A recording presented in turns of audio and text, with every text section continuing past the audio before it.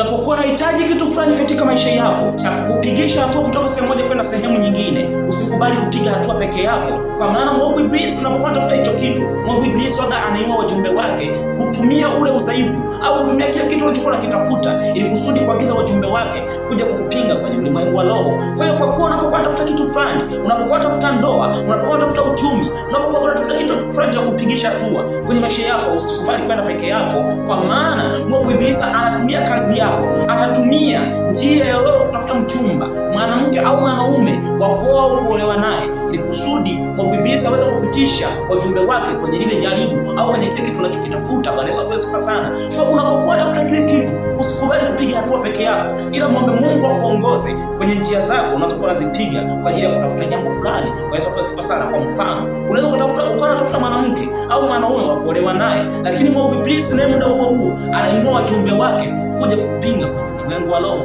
Hapo ndipo wanaume wanaanza kuibuka wengi, wanaokufaa na wasiokufaa. Lakini kama usipopiga hatua na Mungu, hakika utapata mwanaume asiyekufaa, kwa maana hukupiga hatua na Mungu, ila ukubali kwenda peke yako.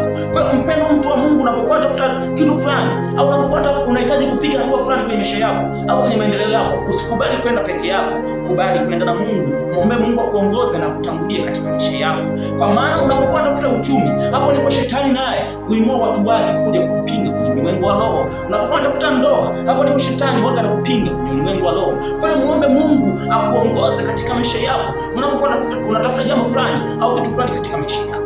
Sifa sana. Usikubali kwenda peke yako, usikubali kupiga hatua peke yako, kwa maana vita vyetu sisi havionekani kwenye ulimwengu wa macho ya damu na nyama, ila vinaanza kwanza kudhihirika kwenye ulimwengu wa roho. Jinsi wewe ulivyo ni fotokopi ya kile kilichopo ndani ya ulimwengu wa roho.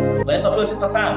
Jinsi wewe ulivyo ni fotokopi ya kile kinachoonekana kwenye ulimwengu wa roho, ili kusudi mambo kutokea na mambo kudhihirika kwenye ulimwengu wa macho ya damu na nyama, kinaanza kwanza kudhihirika au kutokea kwenye ulimwengu wa roho.